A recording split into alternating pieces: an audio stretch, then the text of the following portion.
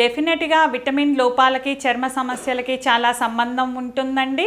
Especially చిన్నపిల్లలలో మనం చిన్నపిల్లల మీద ముఖం మీద మచ్చలు చూసినప్పుడు as a parents we will worry more about the pigmentation.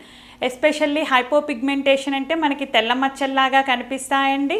తెల్ల మచ్చలు ఎప్పుడన్నా మనం చూస్తేనే ఫస్ట్ మన మైండ్లోకి విటిలిగో అంటే తెల్లపూత, లేదు అంటే దాన్ని తెల్లపూత అని కూడా అంటారు. దాని గురించి పేరెంట్స్ ఎక్కువగా వరి అయి ఓపిక తెస్తారండి.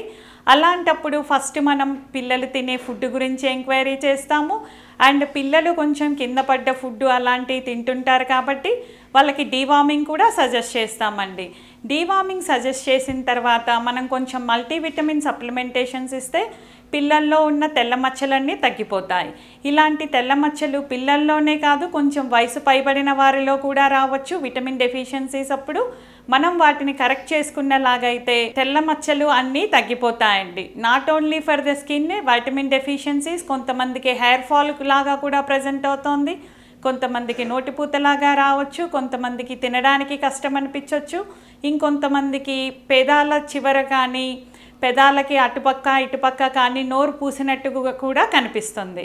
మనకు అలాగా కనిపించినప్పుడు వాళ్ళకి కొంచెం మల్టీవిటమిన్స్ సప్లిమెంట్ చేసుకొని హెల్తీ ఫుడ్ మనం అలవాటు చేసాము అంటే we can come out of those vitamin deficiencies.